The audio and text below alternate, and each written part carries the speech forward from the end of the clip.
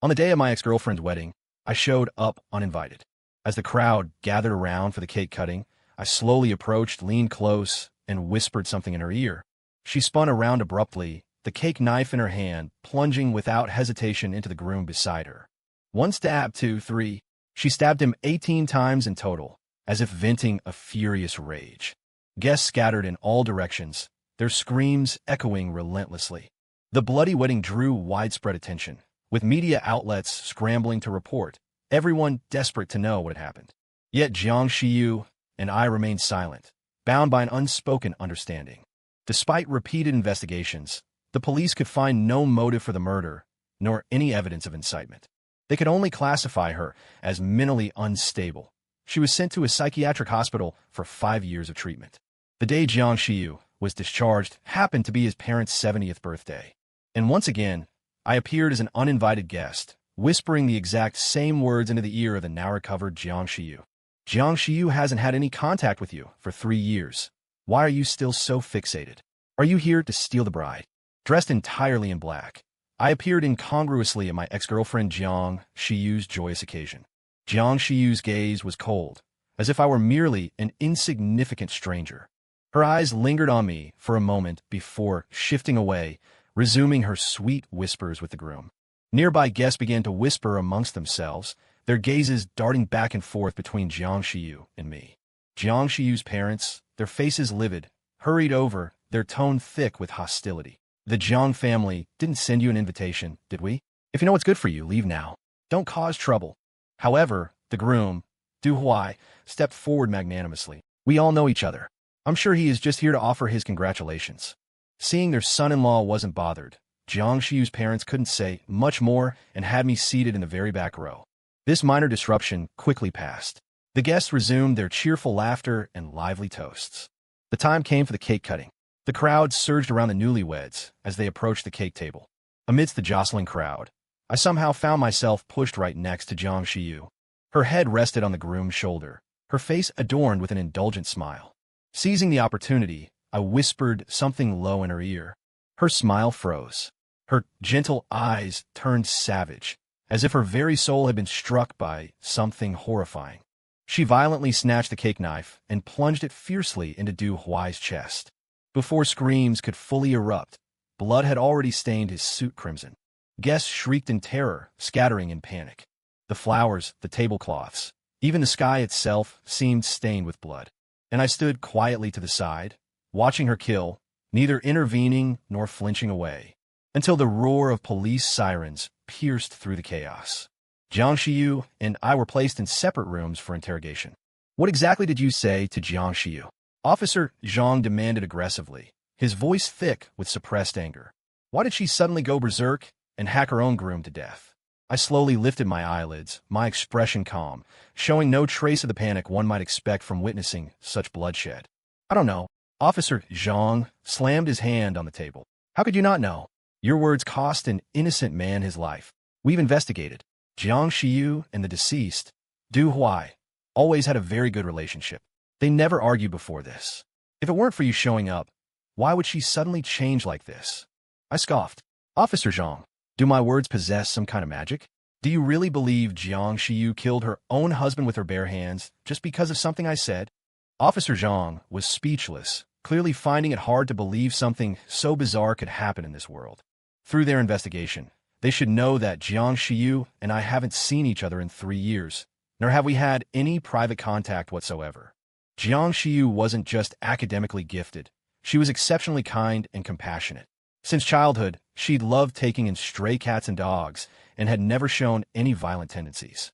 They simply couldn't fathom why Jiang Shiyu would do something so out of character, so they could only attribute it to whatever I had said to her. Then what exactly did you whisper in her ear that day? Surely you can tell us that. I looked up, meeting his deep-set eyes earnestly. If you can prove my words are relevant to the case, I'll tell you. Otherwise, I can only recount what I witnessed, though I suspect you won't need it. There's surveillance footage of the scene. You can review it yourselves.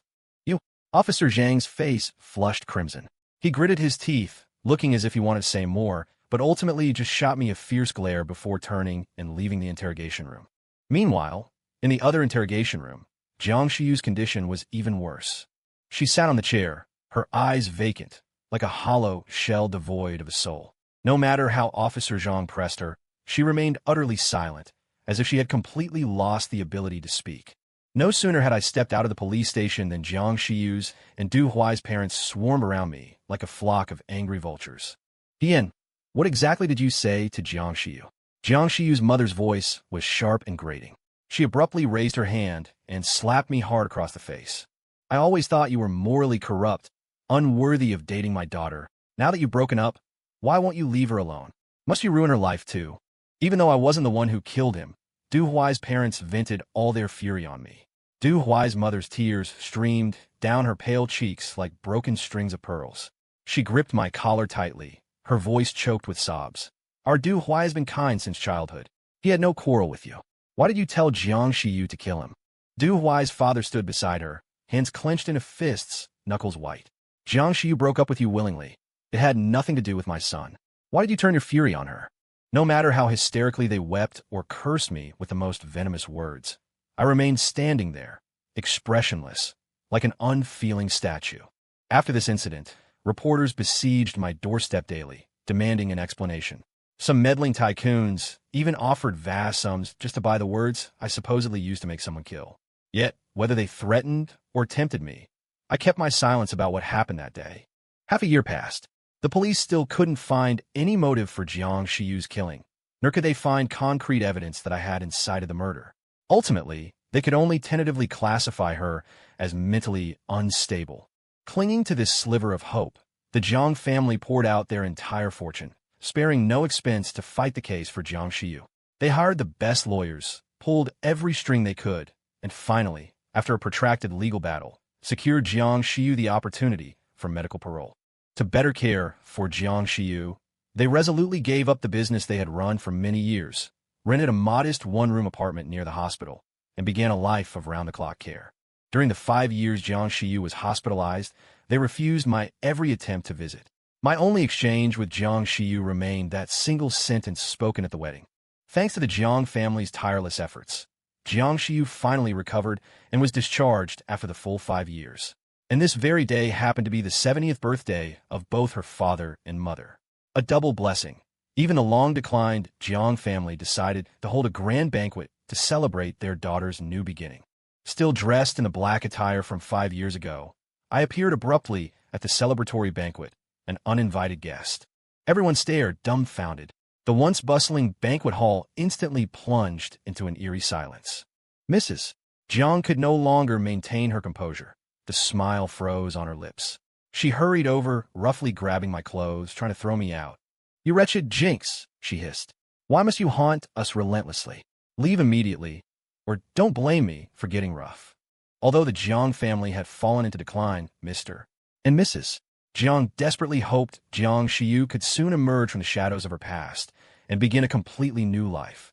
Thus, they had spared no expense, even going into debt, to host this banquet, inviting prominent figures from all walks of life. They hoped this grand banquet would demonstrate to everyone that Jiang Shiyu had fully recovered and could live a normal life. But all their efforts crumbled the moment they laid eyes on me. Mrs. Jiang, please calm yourself, I said, my face holding the same faint, unreadable smile as I presented the gift box with both hands. I merely came to offer my congratulations to you, Mr.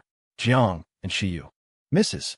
Jiang, however, reacted as if touching something repulsive, violently slapping the gift box to the ground. We don't want your wretched gift, she shrieked. Who knows what malicious tricks you've hidden inside? Take your things and get out of here. Among the guests today were numerous reporters, who quickly sensed the news value in this confrontation. One, clearly enjoying the spectacle and eager to stir trouble, called out, Mrs. Jiang, you seem terrified of him. Could it be that Jiang Shiyu hasn't truly recovered? Are you afraid she might brandish a knife and attack someone again? Mrs. Jiang's brow furrowed tightly before she forced a strained smile. Of course not, she replied. The doctors have confirmed Jiang Shiyu is fully recovered. She exhibits no aggressive tendencies whatsoever now. But this young man, he's devious. Who knows what he might say to provoke my daughter? The reporter scoffed. If a single provocative remark could drive Jiang Shiyu to kill, then she belongs in prison or a hospital, not out here endangering others. His words struck Mrs. Jiang's heart like a heavy hammer. rendering her momentarily speechless. I picked up the gift box, dusted it off, and offered it again to Mrs. Jiang.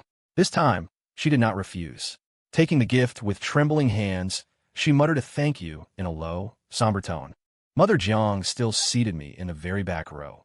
She and Father Jiang kept a vigilant eye on Jiang Xiu, terrified of any further contact between us. When the toast began, the crowd surged toward the main table like a tidal wave. Father and Mother Jiang were quickly surrounded by relatives and friends, laughing heartily.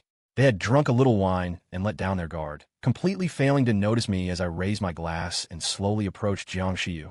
When my turn came to offer a toast, I seized the chance to lean close and whisper into Jiang Xiu's ear the same words from 3 years prior. Jiang Xiu's expression changed drastically once more. She abruptly snatched a nearby kitchen knife, moving too fast for anyone to react, and plunged it fiercely into Mother Jiang's stomach. Blood spurted out instantly. Mother Jiang's eyes widened in disbelief as she stared at her daughter, her body slowly slumping to the ground. Jiang Xiu has killed again. The cry sliced through the banquet's clamor. Tables and chairs were overturned. Wine glasses shattered on the floor, yet not a single person dared step forward to intervene. When Father Jiang came to his senses, he immediately rushed forward to stop her. But Jiang Xiu seemed lost in a killing frenzy, wildly swinging the sharp knife, slashing indiscriminately at his body. Father Jiang sustained several cuts to his arms and legs, collapsing to the floor in agony, begging for mercy. "Child, it's me, your father." Hearing his words, Jiang Xiu raised the knife and brought it down, swiftly slitting the throat of the still struggling Father Jiang.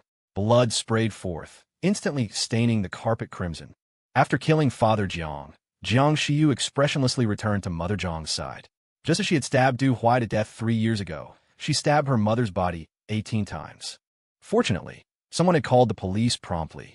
After Father and Mother Jiang were dead, the police quickly secured the scene. Jiang Xiu offered no resistance, passively allowing the officers to handcuff her. However, the Jiang family relatives surged forward, pointing furiously at me. "Why aren't you arresting this Bane? We all saw it." It was only after he said something to Jiang Xiu that she started killing. The crowd murmured in agreement, turning their accusations toward me once again. Yes, 5 years ago, it was because of her words too that Jiang Xiu killed her own husband without a second thought. The real murderer ought to be him. Officer Zhang, from the case years ago, recognized me instantly and demanded sternly, "What exactly did you say to her?" Just as I had 5 years before, I remained silent about those words. 3 lives have been lost already. Are you still unwilling to speak? Just then, a child suddenly dashed out, holding a video camera, an innocent smile on his face. I recorded what that big brother said. "Xiaobao, is what you said true? Did you really record everything just now?" Officer Zhang's voice held a trace of urgency, his gaze locked firmly onto the 5 or 6-year-old child. Xiaobao blinked his large eyes, a look of bewilderment on his face, clearly oblivious to what had just transpired, only subconsciously clutching the camera in his arms tighter. My camera was pointed right at that man. He shook the camera in his hand. "If you don't believe me, come take a look." As if drawn by an invisible force, everyone surged toward Xiaobao.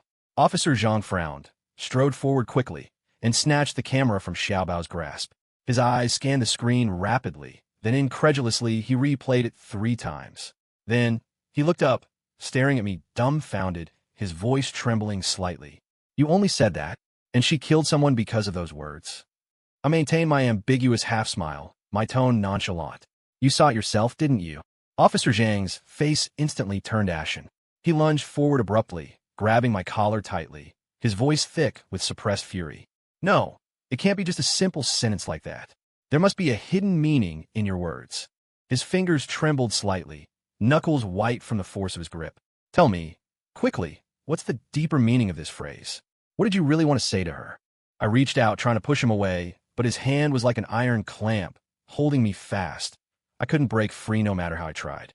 I sighed helplessly, letting my hands fall limply to my sides, meeting his aggressive gaze directly, my tone calm and cold. "It means exactly what it says. As for anything else, you can investigate that yourselves."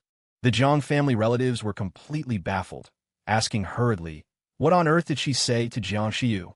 Officer Zhang released my collar in disappointment, turned to the crowd, and said, "She only said 5 words, just be yourself." How could someone kill just because of a single sentence like that? People exchanged uncertain glances, their voices rising and falling, yet no one could offer a convincing explanation.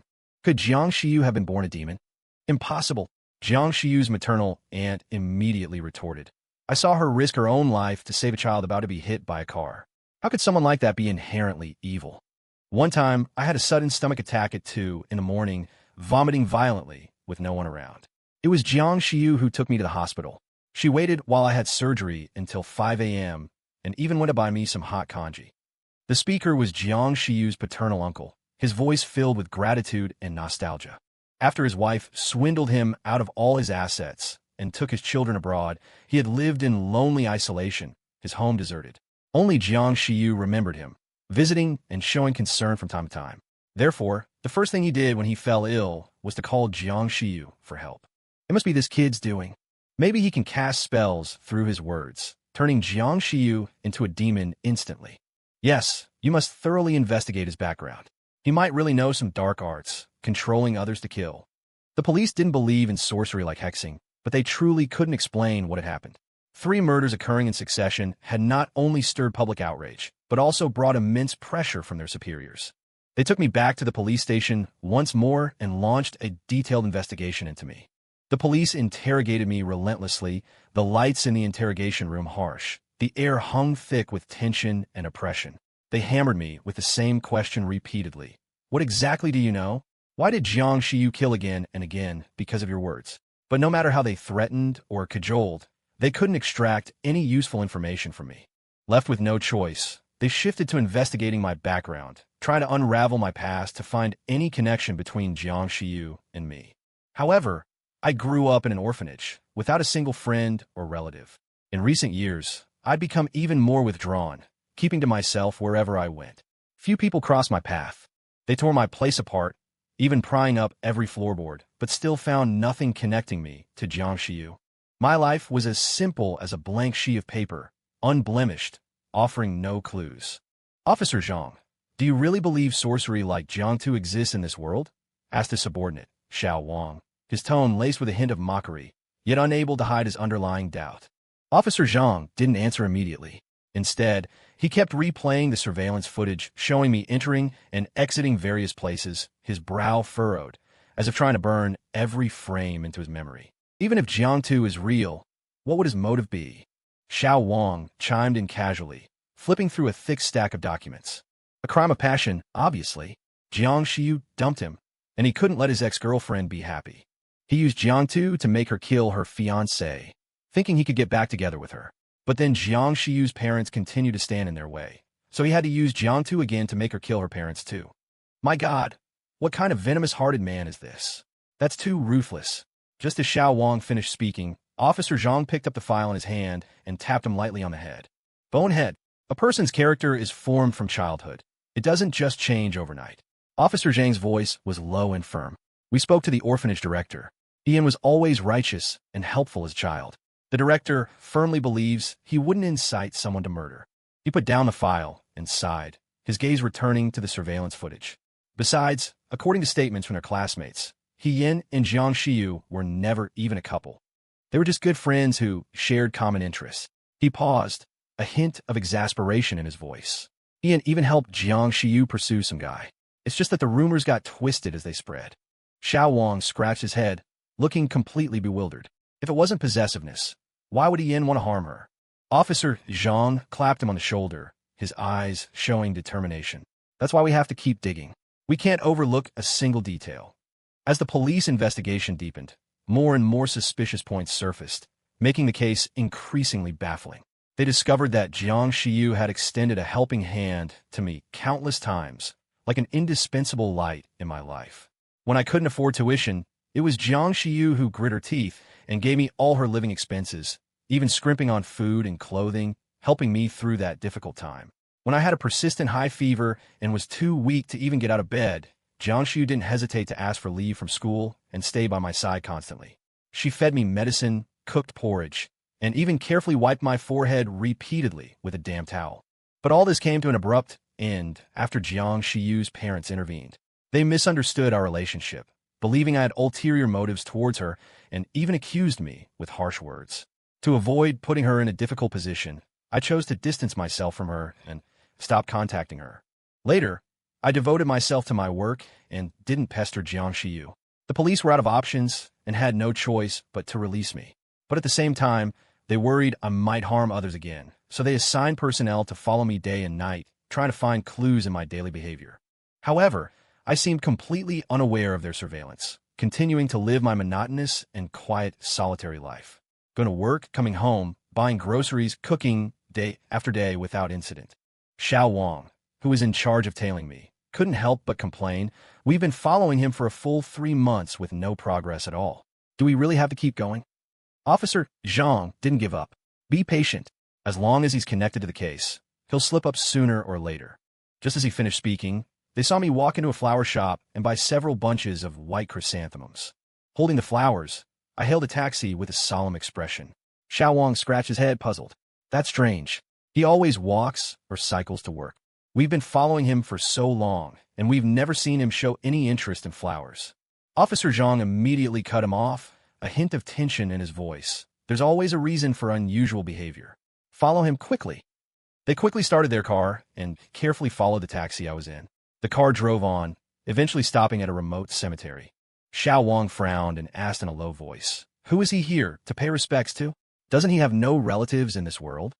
Officer Zhang fell silent for a moment, his gaze deep as he looked at my retreating figure, then slowly said, "He's here to pay respects to Du Huai." "What?" Xiao Wang was so startled he almost cried out. The sound caught in his throat, as if forcibly pushed back down. His eyes widened, staring incredulously at my retreating figure, his fingers unconsciously tightening on the car door handle, knuckles turning white. Didn't she kill the person? What's with this act of kindness now? His voice was hushed, yet couldn't conceal his inner fury and confusion. Officer Zhang shot him a glance, a hint of warning and helplessness in his eyes. He then pushed open the car door and followed with light steps.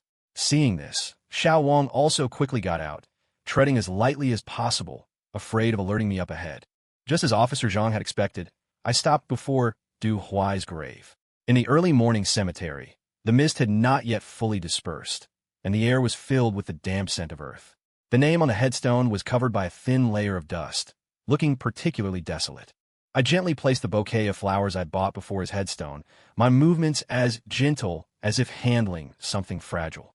Then, I took a clean cloth from my pocket and carefully wiped the dust from the headstone, as if wiping away a sealed memory. Xiao Wang stood not far off, watching my every move without blinking, his heart already unable to hold back. This time I can finally catch her red-handed. Let's see how she explains herself now. Just as he was about to rush forward, Officer Zhang suddenly clamped a hand over his mouth, the force so strong he could barely breathe. "Don't be rash," Officer Zhang whispered, his voice carrying an undeniable authority. I hadn't noticed Officer Zhang and Xiao Wang behind me at all, still standing intently before Du Huai's headstone. A gentle breeze brushed past, stirring the loose strands of my hair and dispersing the heavy sense of oppression in the air. "Du Huai, I'm so sorry for dragging you into this turmoil." My voice was low and calm, as if speaking to an old friend, filled with deep apology and helplessness.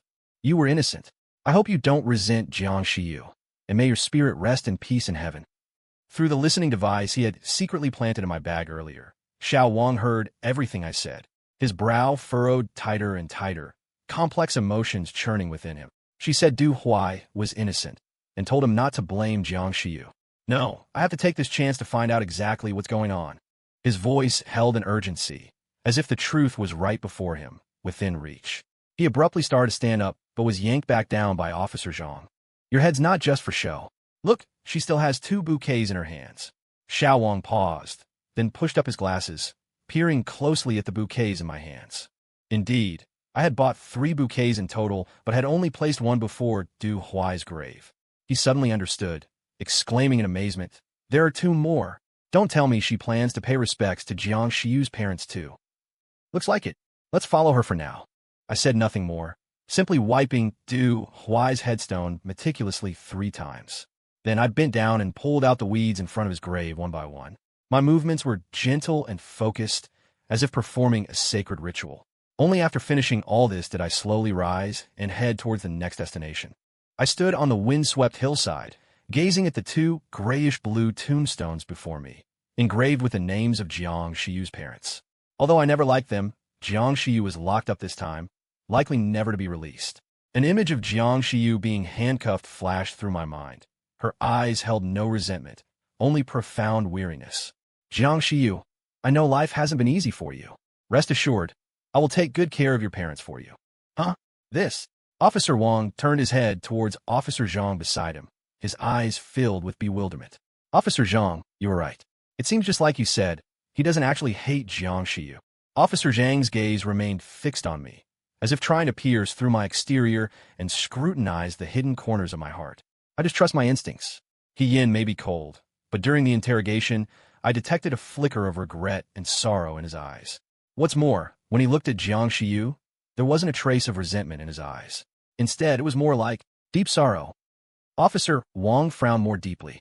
That makes no sense at all, he muttered under his breath, his voice laced with confusion. Then why would he want Jiang Shiyu to kill someone? Just then, my voice came through the listening device again. My voice was low and measured, as though addressing the tombstones, yet also like someone muttering into the empty air. Uncle Jiang, Auntie Jiang, Jiang Shiyu will likely never get out in this lifetime. From now on, I'll come in her stead, visiting you here every year. I don't know what becomes of people after they die, nor whether you can even hear what I'm saying. But if you can hear me, I hope you're reflecting on your actions wherever you are. My voice grew steadily colder, laced with an unmistakable anger and sarcasm. Death was too good for you. Officer Wang relayed my words verbatim to Officer Zhang. Officer Zhang's expression instantly turned grave. A complex emotion flickered in his eyes, as if he were weighing something. A moment later, unable to remain calm any longer, he shot to his feet. You wait here. I need to speak with him alone. A flurry of hurried footsteps sounded from behind. I turned to see Officer Zhang striding toward me. He wasn't in uniform today. A dark jacket enveloped his sturdy frame, giving him an air of sharp competence. His gaze, however, was sharper than usual, like two gleaming cold blades poised to pierce my soul, striking at the deepest secrets hidden within my heart. I met his gaze without flinching. Sunlight filtered through the treetops, casting stark shadows across his shoulders, highlighting a certain coldness. His voice was deep and steady, carrying an undeniable air of authority. Ian, we need to talk. I cut straight to the point. Officer Zhang, you still want to ask how I made Jiang Shiyu kill someone, don't you? Zhang didn't answer directly. Instead, he pulled a pack of cigarettes from his pocket and expertly drew one out, lighting it. He exhaled slowly, the smoke swirling before him. His voice, low and deliberate, struck my heart like a heavy hammer. Jiang Shiyu, she killed herself, less than a month after going to prison.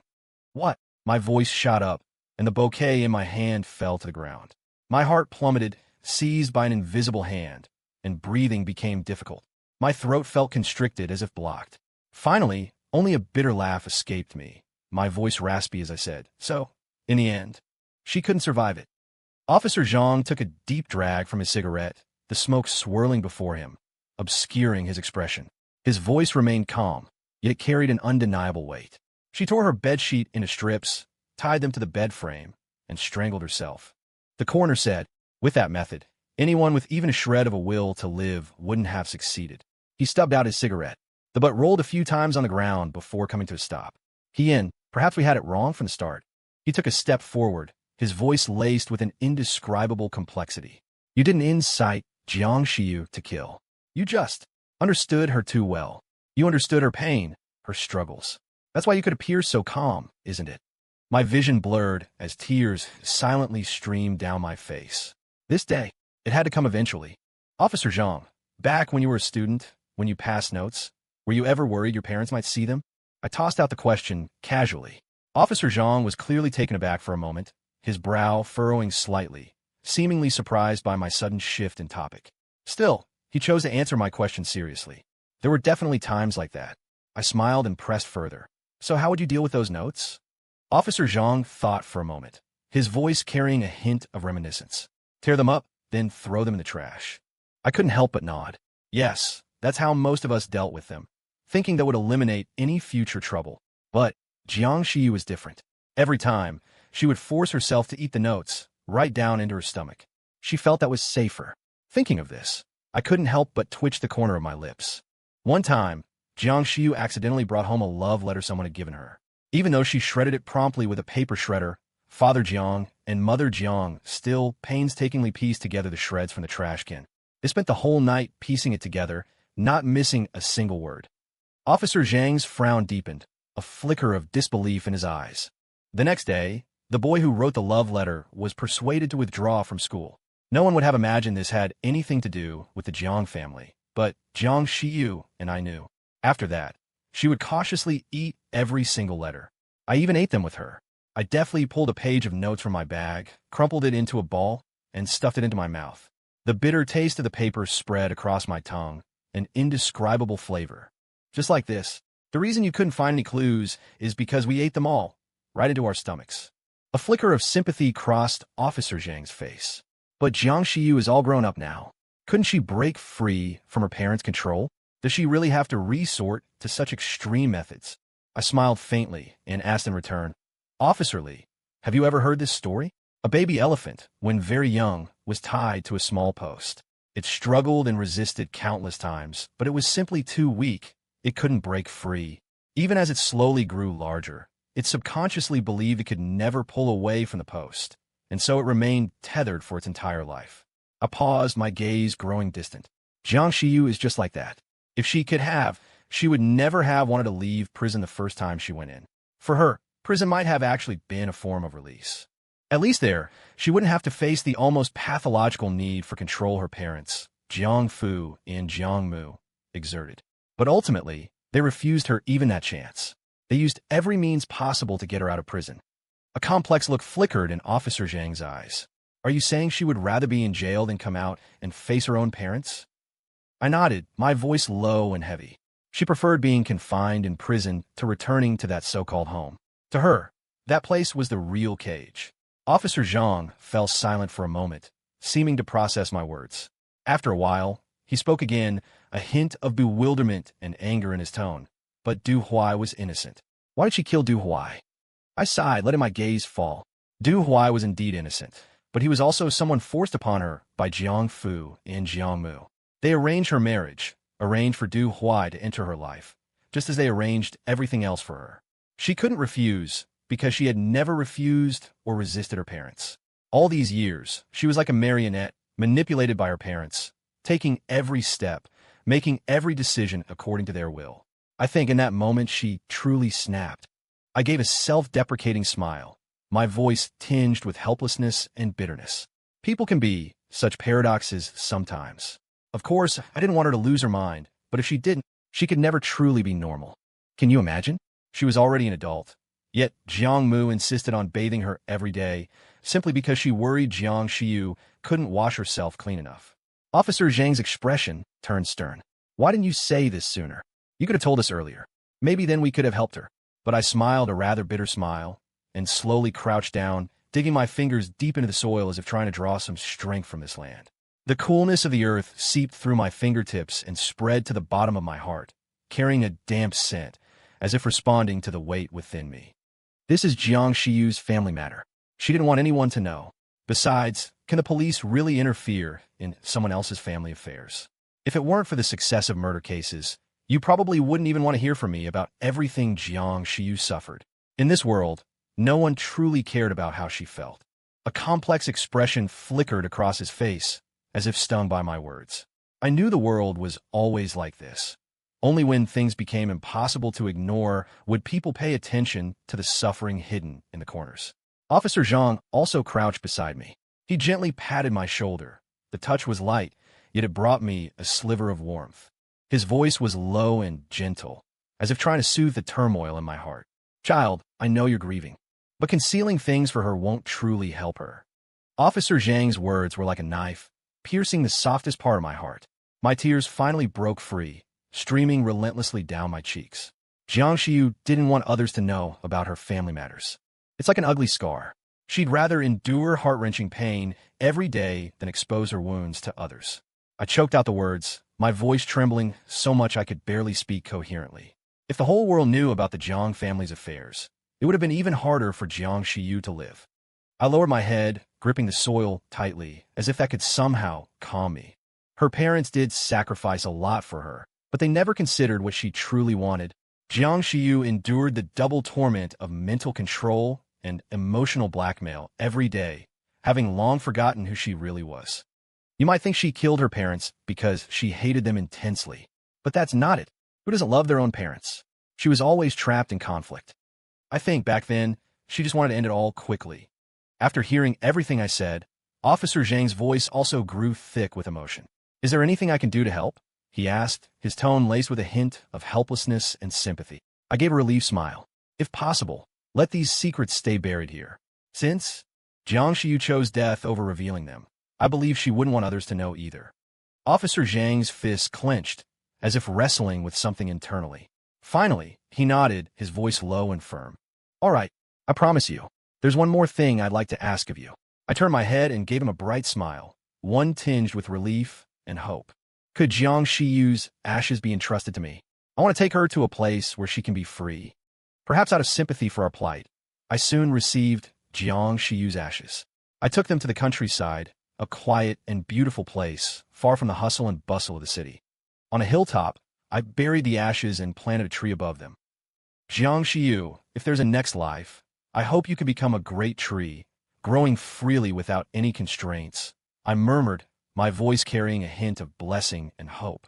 The sapling swayed gently in the breeze, as if responding to my words. Jiang Shiyu was finally free.